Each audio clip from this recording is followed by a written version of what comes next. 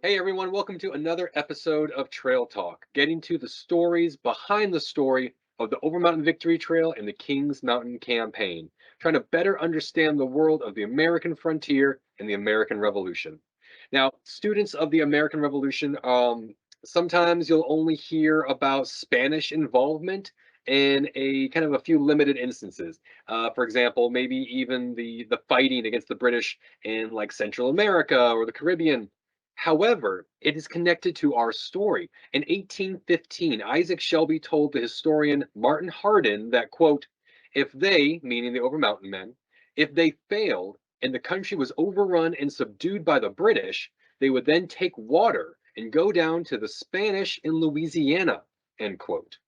So, to tell us more about Spain's involvement in the American Revolution and why Isaac Shelby viewed the Spanish as a backup plan for the Kings Mountain campaign, we are joined by Rob Holmes. Now, Rob is a park ranger at Kings Mountain National Military Park, but prior to his posting there, he is a former park guide at the Castillo de San Marcos in St. Augustine, Florida, one of the great National Park Service sites, talking about the Spanish history in the United States. He's been with the National Park Service since 2016, has a master's in history, and he's also part of the National Park Service's Southeast Region America 250th Commission, which is part of coordinating and planning ways that we can help mark the semi-quincentennial, the 250th anniversary of the founding of our nation. So, Rob, thanks for joining us. Happy to be here. One of my favorite topics to discuss. Man, mine too. I'm very excited about this. You and I were been mentioning that I've been trying to get this going for a couple years now. Very excited to have you with us. But before we kind of dive into a lot of the details about it, to kind of help understand why Spain would be involved in the American Revolution, can you kind of walk us through what territory was claimed by Spain kind of in the Western Hemisphere, in the New World, by the time of 1775? Kind of some of the key cities, kind of key strengths of their presence in this theater of operations. Yeah, that's a great way to start things because it's really a lot more than most of us would really realize when we're thinking about it. To understand what the Spanish involvement here is in the time of the American Revolution, though, we have to look back a couple of centuries and you have to understand where the Spanish are coming from. Okay, so we got to go all the way back to 1513, a guy by the name of Juan Ponce de Leon, famous for looking for the Fountain of Youth, but he's also one of the Spanish conquistadors.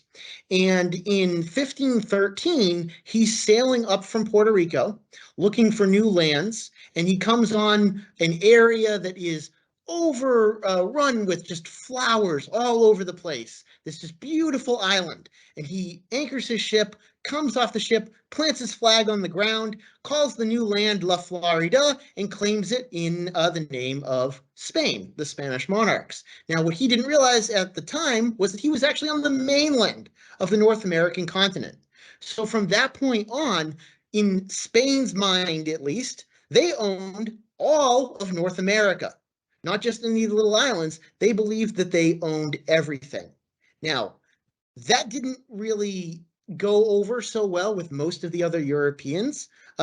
Most of them chose to ignore those claims. So Spain's ability to actually enforce that claim was rather limited. That being said, over the next several decades and several centuries, the Spanish were very involved in the area. So, so despite Spain having claimed all of that land, most of the other European powers were not going to be respecting their territorial claims at all. So Spain's ability to enforce what territory it actually owned in North America was very limited. Now, that being said, when the Spain actually organized its territory into various colonies, the province of La Florida in the 1500s, as far as the Spanish were concerned, stretched from the modern Florida Keys up to the Chesapeake Bay and as far west as just about the Mississippi River. So all of that, Virginia, North Carolina, South Carolina, Tennessee, Georgia, Florida, Alabama, Mississippi, that was by and large all La Florida as far as the Spanish were concerned. Now, when other Europeans begin to come into the area and establish their own colonies, those Spanish claims are rolled back fairly quickly. But for the first 150 years, really up until the settlement at Charleston in 1670, Spain was the colonial power of the Carolinas and Georgia, and so on and so forth. By the time of the American Revolution, their territorial claims have been rolled back to something slightly more modest. So we're talking in the Americas, all of South America, with the exception of Brazil and a few French and British enclaves, all of Central America, except for the modern state of Belize, most of the Caribbean islands, and then all of North America, except the French colonies in upper and, well, the former French colonies of Upper and Lower Canada, the 13 colonies along the seaboard, and you've got the Russians also kind of starting to do some stuff in Alaska. But other than that, Spain said they owned everything else. That was all Spanish territory. Spain, of course, having come over here so much earlier than the other Europeans and taken over a lot of these indigenous civilizations like the Aztecs, like the Incas, they'd established a number of very large, powerful cities and bases of operations across the Americas.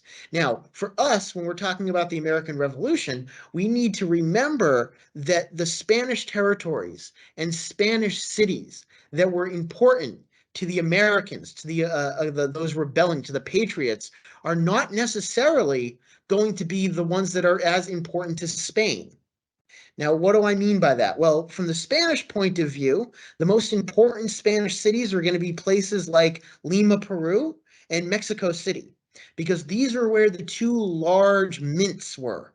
These were the facilities that were responsible for taking in the gold and the silver and creating currency that would be shipped literally around the world to keep the Spanish Empire going. You had another set of very important Spanish cities that kept the trade routes open. Spain was a colonial empire and a world power. It had colonies as far afield as the Philippines. So to keep all of the wealth of the world on its way to Spain, you had these very important imperial Spanish centers along the trade routes that would keep things going. You had places like San Juan and St. Augustine, Florida. And between San Juan, Puerto Rico, and St. Augustine, Florida, those two cities controlled access to the Caribbean. So they were very important to the trade routes. You also had places like Cartagena, Santo Domingo, Veracruz, Acapulco, Panama City, and Portobello Mayor, which were important trade routes for getting the gold, the silver, the emeralds, the silk, the porcelain on those Spanish galleons that would then take them across the ocean back to Spain. The most important cities for us when we're fighting the American Revolution, for us, the patriots, necessarily those ones, however. The most important cities for us are going to be number one, Havana, Cuba. Havana, Cuba was the Spanish military center of the Caribbean and the New World. It had massive shipbuilding docks, a large garrison. They were able to build the ships of the line, the multi-decked 100-cannon war vessels could be built right there in Havana, Cuba. You also had several regiments of Spanish metropolitan and colonial troops based out of Havana, Cuba. So this was their military center. Now, you also had, for us, the Americans, the two very important Spanish cities of New Orleans in Louisiana and St. Louis in Missouri. And these two cities were very important because they controlled access to the rivers, the Mississippi and the Ohio River.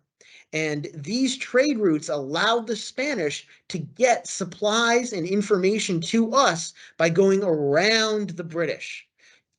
You could bypass the Royal Navy, you could bypass the British Army, and still get into the American colonies by making use of New Orleans and St. Louis. So those were critical to keeping the Patriot cause alive. Okay, so and now I want to clarify too, because some people will hear things like New Orleans and St. Louis and think, well, wasn't that was French? Not by 1763. The end of the Seven Years' War, the French and Indian War, the Treaty of Paris, France is going to cede those to their allies, Spain, partly just to keep them out of the hands of the British. So now major Spanish cities, and like you were saying, key to controlling those inner waterways. So with all these claims, all these colonies, this certainly can't be the first time that Spain was trying to defend her interests. Um, so what previous prior fighting, what wars do we see Spain fighting in North America in the 18th century, trying to defend some of these claims? Quite a few, actually. We're all very familiar with the contest between Great Britain and France for control of the Americas, but Spain was in there almost, and if not more so in some cases than France, in terms of conflict between European nations.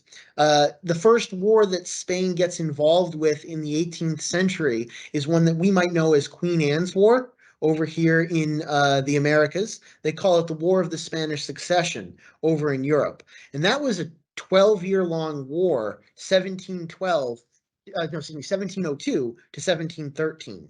After that, they took a little break and rolled into the next one, the War of the Quadruple Alliance from 1718 to 1720, which was followed by the Anglo-Spanish War, 1727 to 1729, which was followed by one of my favorite colonial conflicts over here when we're talking about the Spanish. And depending on where you are in the world or in the Americas, you'll know this war, this conflict by its own different.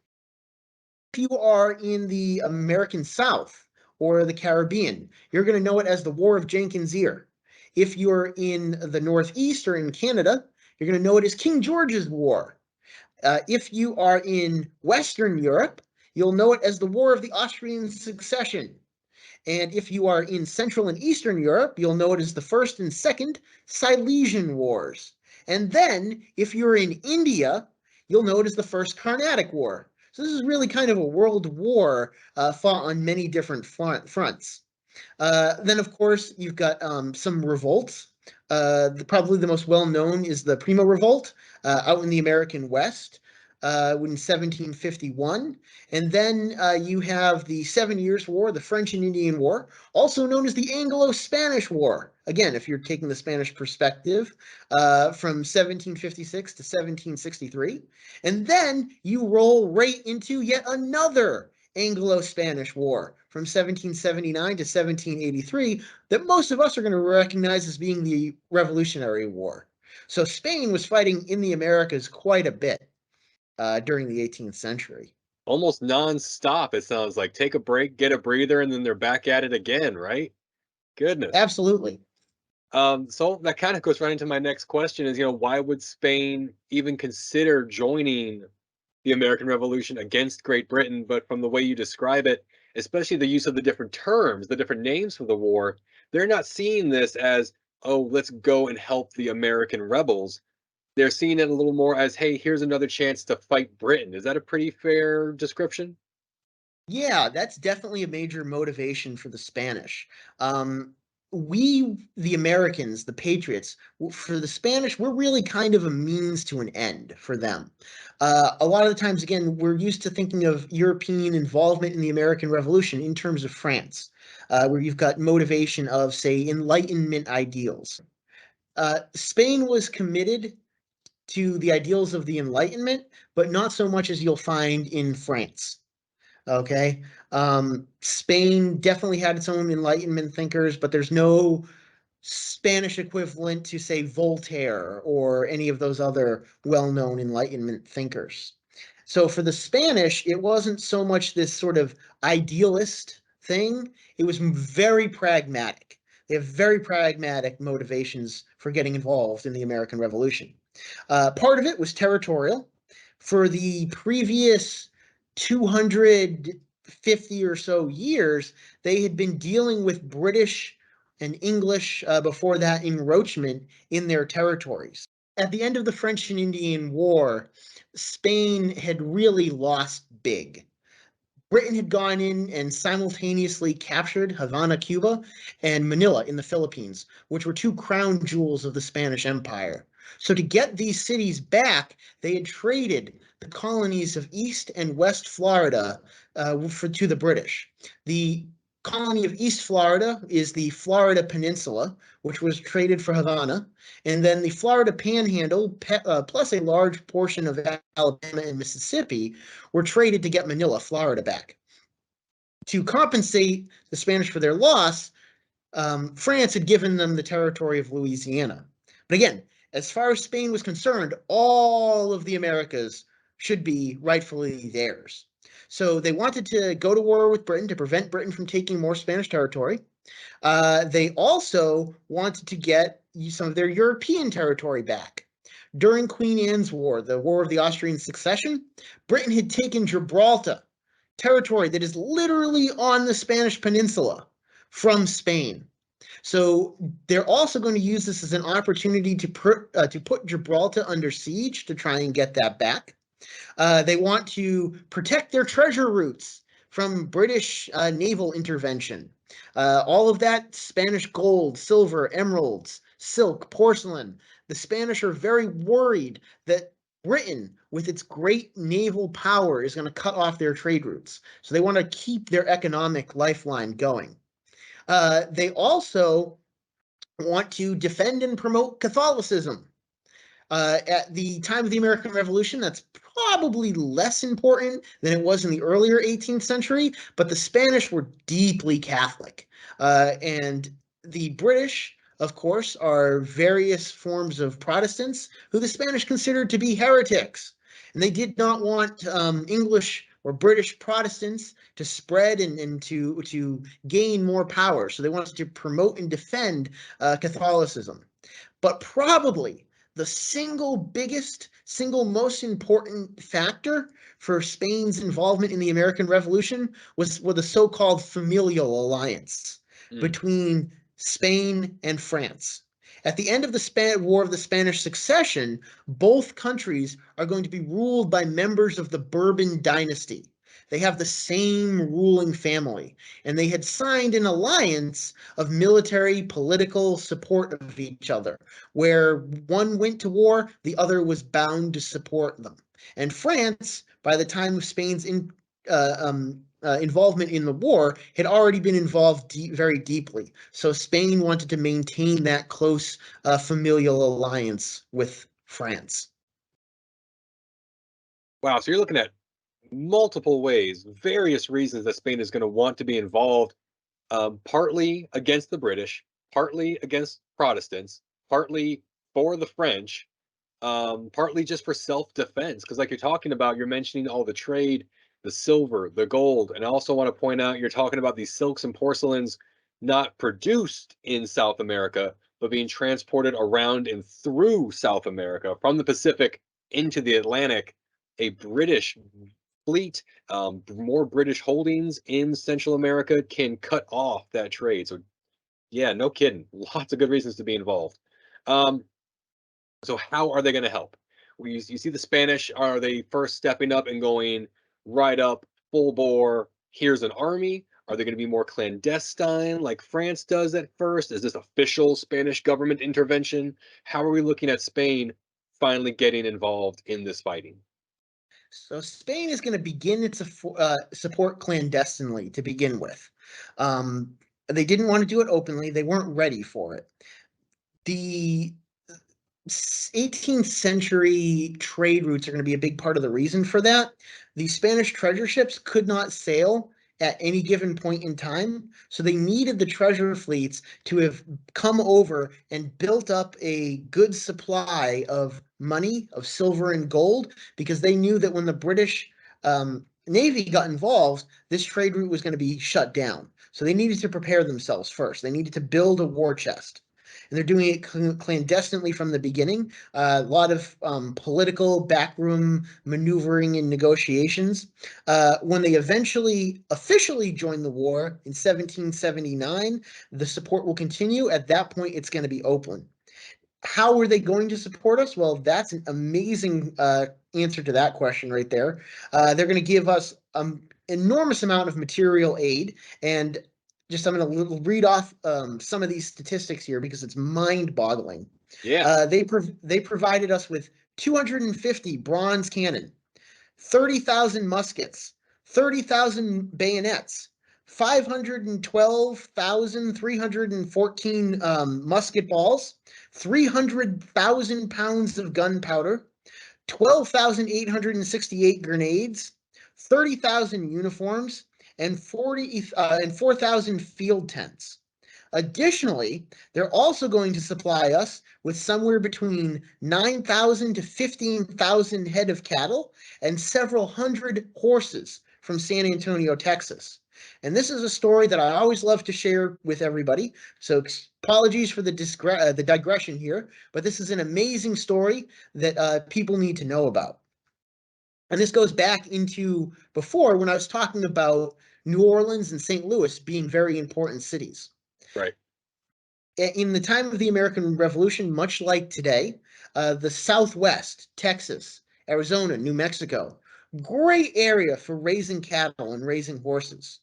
And the Spanish, of course, had large large herds of horses and large herds of cattle there for many, many years. And in 1777, 1778, thereabouts, some of the darkest days of the American Revolution, George Washington and his men are starving at Valley Forge. And the Spanish have a massive cattle drive from San Antonio, Texas. They bring in the herds. They drive them across Texas to New Orleans, where they put them on barges. They bring them up the Mississippi River to St. Louis, transfer them onto another set of barges that take them up out to what's today Fort Pitt then, what's today Pittsburgh in Pennsylvania, and drive them across Pennsylvania to feed Washington's army. And that Spanish support was critical to them surviving their winters in Valley Forge. So when I get folks from Texas who come through the park and they say, oh, the American Revolution, that didn't involve Texas at all, they're wrong. Texas was very involved with providing Washington's food. Now, along with all of that material aid, you also have an incredible amount of financial aid from Spain. I've talked a lot about, we've mentioned it a number of times now, all that gold, that silver, those emeralds. Spain bankrolls not only the United States, but also France. They are going to pay for the Spanish, or the Spanish are going to pay for the French warships at Yorktown. The French army is being paid with Spanish silver and gold. So that French support is really dependent on that Spanish financial assistance. And also, they open up all of their colonial ports to American ships. Earlier on, when we were British colonies, and Britain and Spain were, of course, competing with each other for colonial control and goods and natural resources, other European powers were not allowed to bring their ships into any of the Spanish ports. Okay, you faced imprisonment. You faced potential death in some cases. You could be accused of piracy or smuggling. Spain decided to change that policy. So they allowed American merchantmen, they allowed American traders to come into their ports and buy goods and sell goods that they could take back then to the various states that were fighting in the war. And this was critical to our success. Geez. Okay, let's go back to the cattle drive from San Antonio. Do we know if these are just the cattle being handed off to middlemen at these different stages, or is it these same vaqueros all the way to Pittsburgh from Texas? Any idea on that? That's a good question. My understanding is that they handed them off because they had Mm, other cattle that they had to go back and take care of. right. I'm not sure who the bargemen were operating the various barges. Probably a mix of Spanish citizens in Louisiana and possibly some Americans as well who'd come down to participate in this operation. The Ohio and the Mississippi rivers were very busy. Even at the time of the American Revolution, you had a lot of trade, a lot of vessels moving up and down the rivers. Wow, fantastic. So looking more at their aid, you mentioned about bankrolling. You mentioned about not only paying for the American but the French support. Let's talk about one of these figures who's very big in organizing this support, organizing this money. Bernardo de Galvez, Yes. Spanish governor of Louisiana.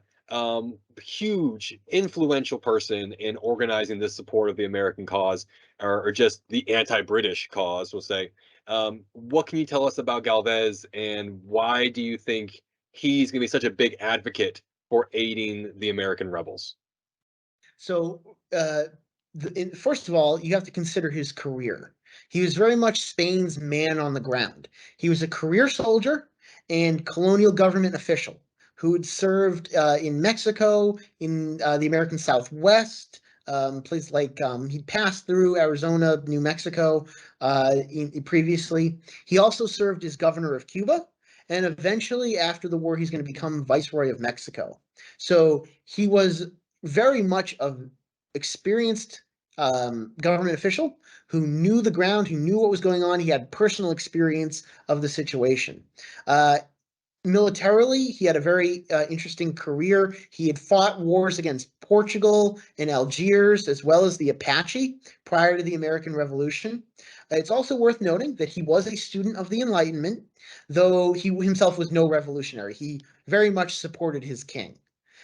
His actions were in support of the American cause so much and so long as it furthered Spanish interests. Okay, that was really what he was interested in. He wanted to support his king and his country. He also wanted to cause difficulty with for the British. So those were probably his big motivating factors there.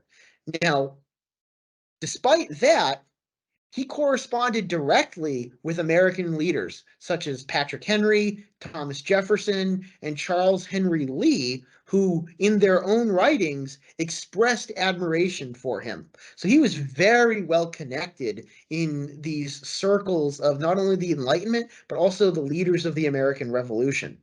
And I think it's worth noting that in recognition of his efforts, which we'll talk a little bit more in just a moment, I think, but in recognition of his efforts, despite doing all of this really for king and country, he was made an honorary U.S. citizen in 2014. He's one of only 8 people in the history of our country to have received such an honor. And back in 2019, I think it was, the Spanish government erected a new statue of him right in front of their embassy in Washington, D.C. It's about 3 foot tall, but it stands on a pedestal right by the sidewalk so that everybody who walks by can see it. It's pretty cool. If you find yourself in that area, I'd recommend checking it out. Wow. Okay. So key influential figure to organizing the Spanish aid. Um, Kind of a side note here. I'm assuming that's where we get Galveston, Texas. Yes, absolutely. It's named for Okay, him. there you go. Um, all right, so this has been great. We've gotten into some of the financial stuff. We talked about cattle. Love talking about cattle. We talked about Galvez. Let's get more to fighting, more to combat. What are some kind of key campaigns, key battles that we're going to see post 1779? Once Spain enters the war, openly fighting the British, what are some key milestones in this conflict? All right. So there are sort of 4 different theaters of operation for the Spanish. You have the Mississippi Valley, and they're going to fight a series of engagements from 1779 to 1783 for control of the Mississippi Valley.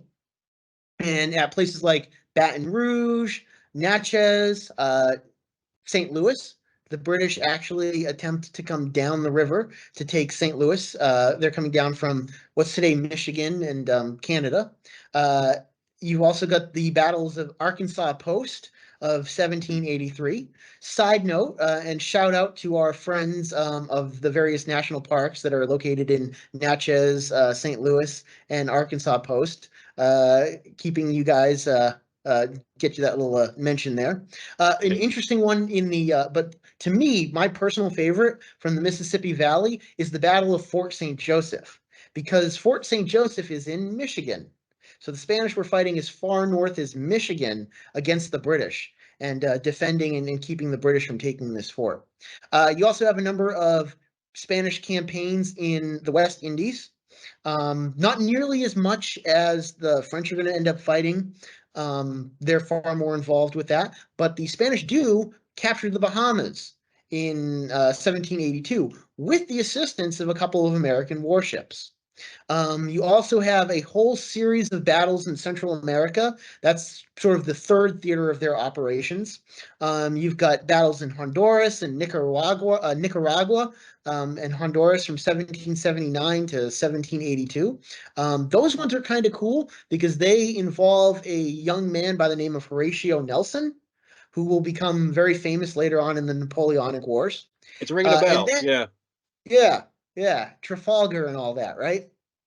And then you have the most important Spanish theater of operations for the American Revolution, and especially for us here in the Southeast, and that is the Gulf Coast. And this is where Galvez comes into his own. Galvez is going to fight a incredible campaign, despite really being outnumbered for the most part by the British and their local loyalist allies, as well as Native American allies. He's going to start from New Orleans and basically fight his way across the Gulf Coast to Pensacola. Um, he's going to take Fort Charlotte, which is modern Mobile, Alabama, fighting two battles there. And then he's going to win the siege of Pensacola, which is the longest siege of the American Revolution in North America. And I have to be very specific about that because the longest siege of the American Revolution was the Siege of Gibraltar, also the Spanish. That was 1779 to 1783.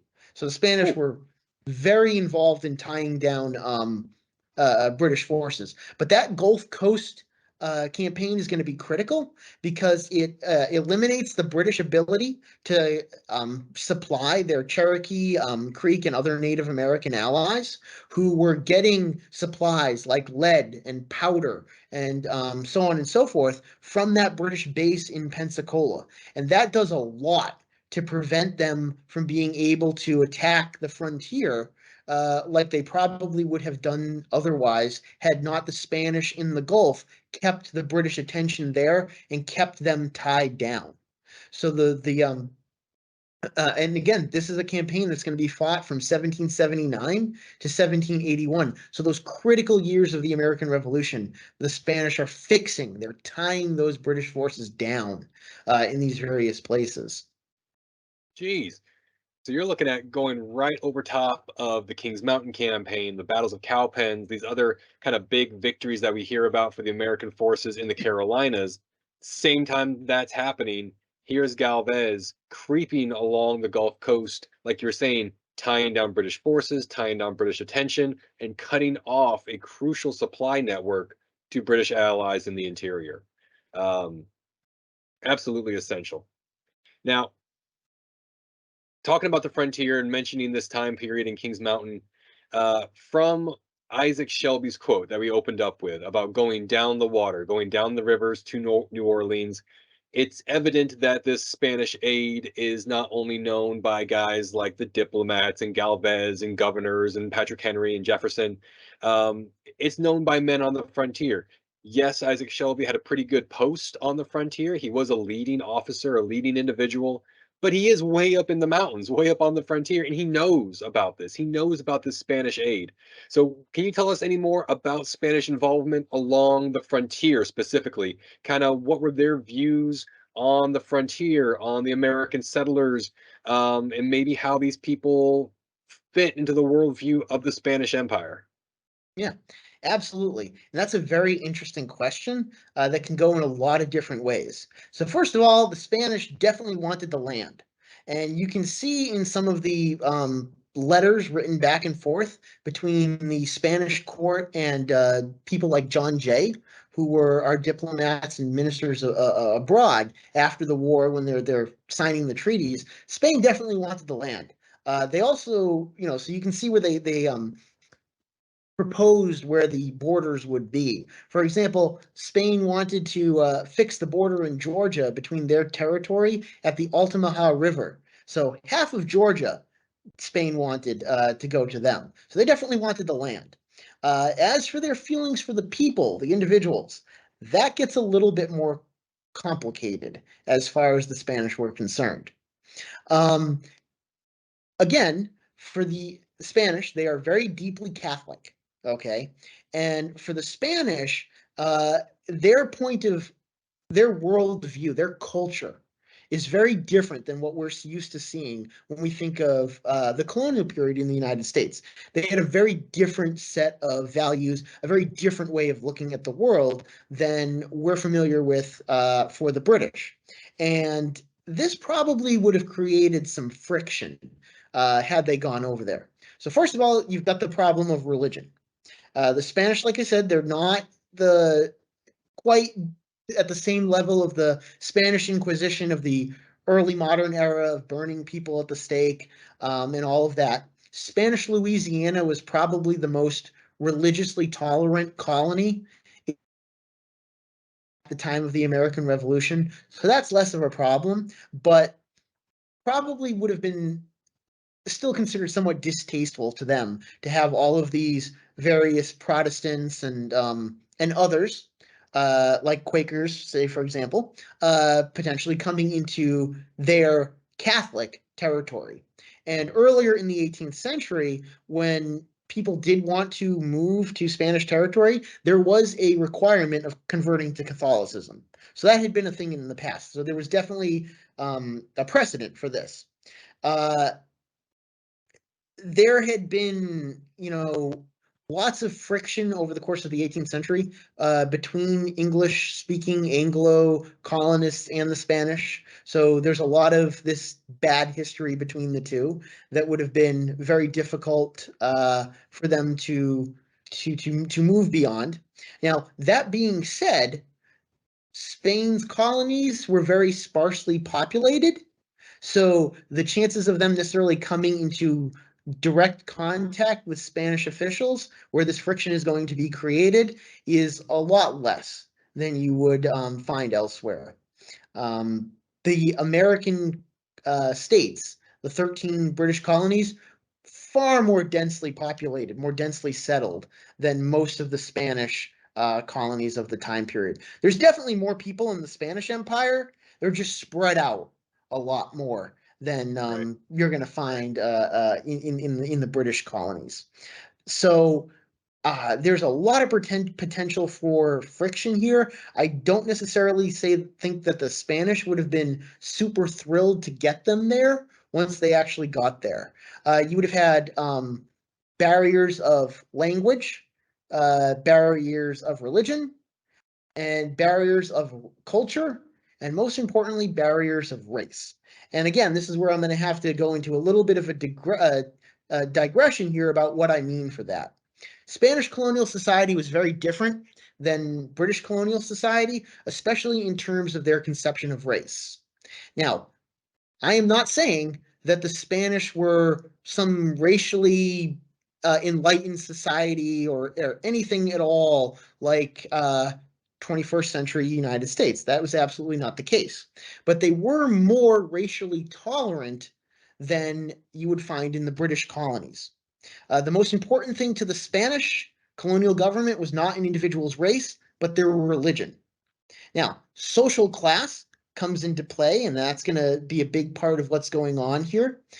A Spanish citizen in the Spanish colonies is never going to be able to achieve the same sort of social status as a Spanish citizen in Spain itself. Spanish citizens, Spaniards born in Spain, were known as peninsulares, and they are the top of the social hierarchy. So if you had two Spaniards, both born in Spain, coming from Spain and moving to Spanish Louisiana, their child would never achieve the same social standing merely because they were born in the colonies, and so on and so forth. And again, you will have more racial tolerance in Spain. They definitely are in the Spanish colonies. You definitely have Spanish slaves, okay? Absolutely have Spanish slaves. But you also have entire regiments made up of free black citizens in places like Havana and elsewhere.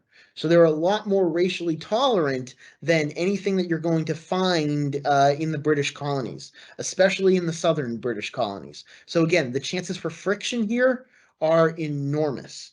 Um, so hard to say what would have happened, but I can't imagine that the Spanish colonial government would have been thrilled to have all of these several thousand Anglo settlers show up on their doorstep in St. Louis or New Orleans.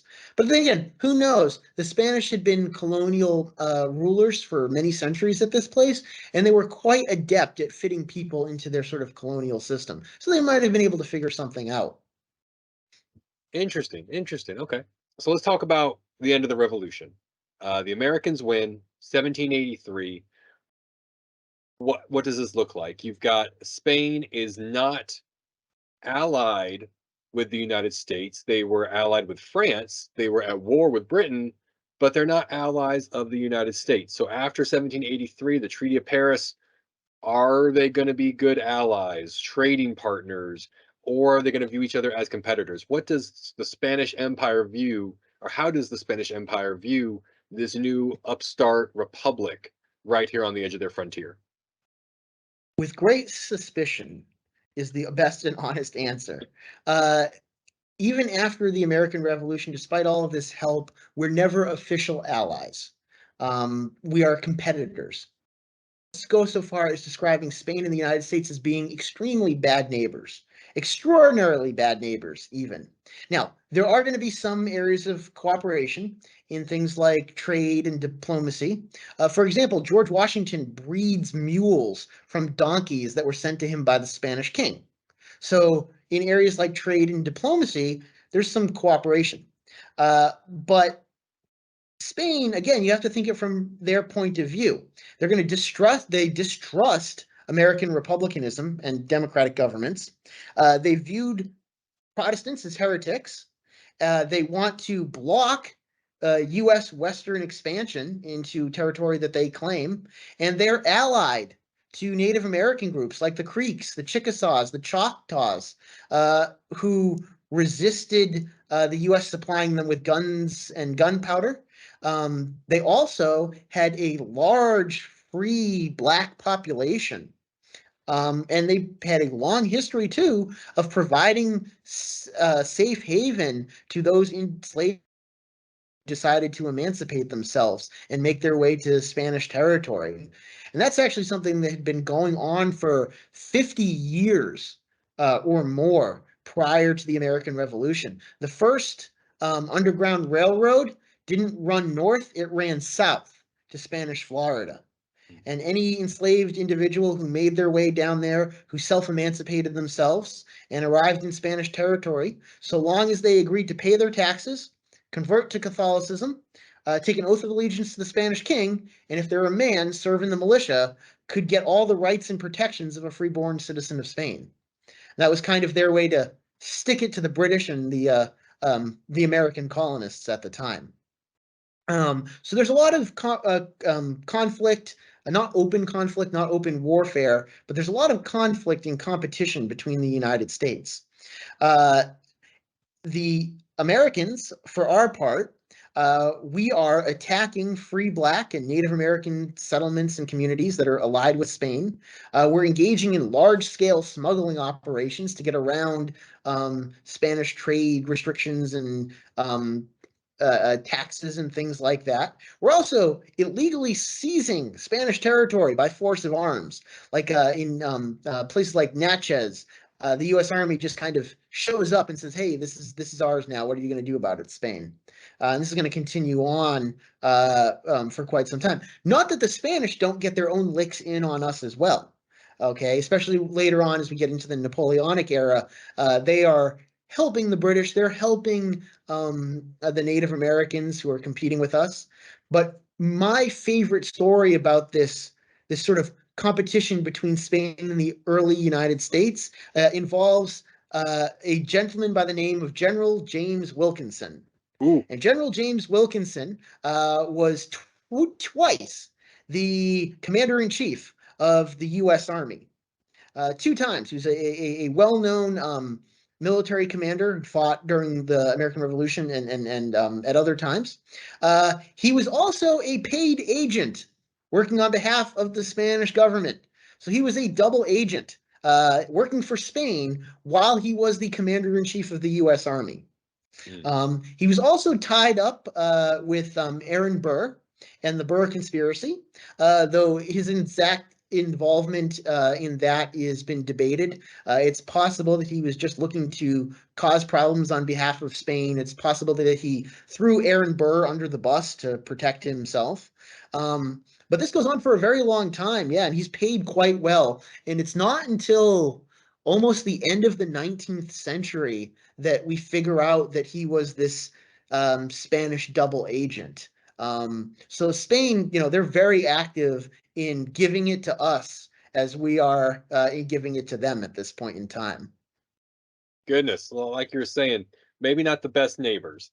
Um, Now, there's one last question I want to ask you. This is a little more of a what if. Thank you so much for your time and all this information that you've shared with us, looking at a part of the American Revolution that maybe people don't get a lot of attention, give a lot of awareness to, is Spain's involvement, both on the surface, but also supporting the revolution in so many other ways. But let's go back to Isaac Shelby's first statement.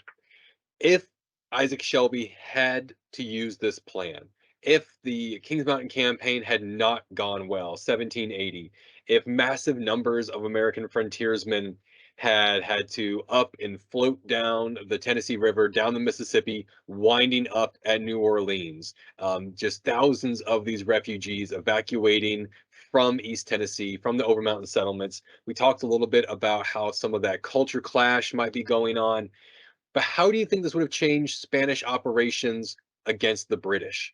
If you're looking at Galvez in the middle of his Gulf Coast campaign, trying to push on Pensacola, Florida, and suddenly here is this influx of American frontiersmen, riflemen fleeing from East Tennessee and Kentucky. Um, do you think that this Florida campaign would have been more successful? Would these guys have kind of jumped in and been a boost to help Galvez swing around the Gulf Coast? Or do you think this is going to cause internal issues? It's going to cause chaos and havoc and kind of derail Galvez's efforts from launching this offensive operation?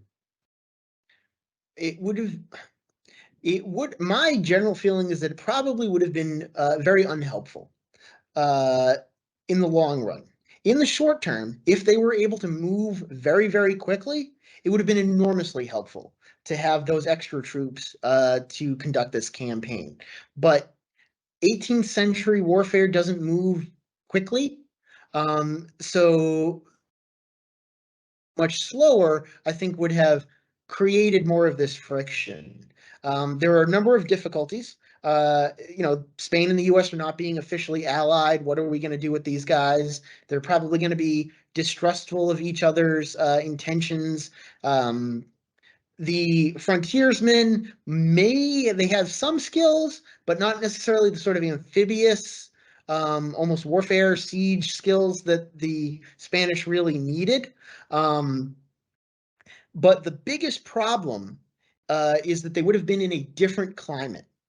And what I mean by that is something really small that we don't think about so much today in the 21st century, and that is the mosquito.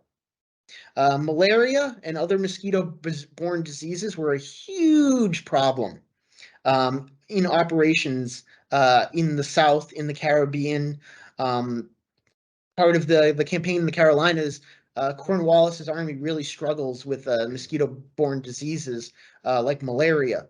And the Overmountain men probably would not have had the same sort of immunities that the Spanish troops would have had.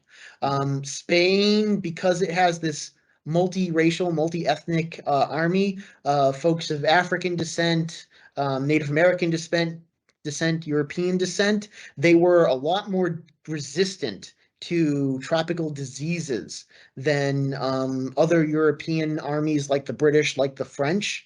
And throughout the course of the 18th century, when they are having these other wars and battles and sieges in the Caribbean area, a lot of the times the Spanish are just going to sit back and wait for the disease to take its toll and wipe out the armies. So I don't think that the Overmountain men would have been prepared for all of these mosquito-borne diseases. While they were healthy, they probably would have been very helpful to have around with their skills as scouts, as marksmen. But as soon as the disease starts spreading, it would have burned through them like wildfire, and the rate at which people were dying of this was quite high. Um, and if half your army is now sick with disease, it's really going to hinder what you're going to be able to do. A huge drain on resources. Right. Interesting points. Well, Rob, that wraps up our talk today. Again, thank you so much for joining with us and sharing this information about the Spanish and the American Revolution, about everything from the silver mines in Peru to cattle from San Antonio to the Gulf Coast campaign, the culture clash of these potential allies, and then the competitors after the American Revolution. So thank you so much. You're welcome. I'm always happy to be here. And that's going to wrap up this episode of Trail Talk, looking at the stories behind the story of the Overmountain Victory Trail and the Kings Mountain Campaign.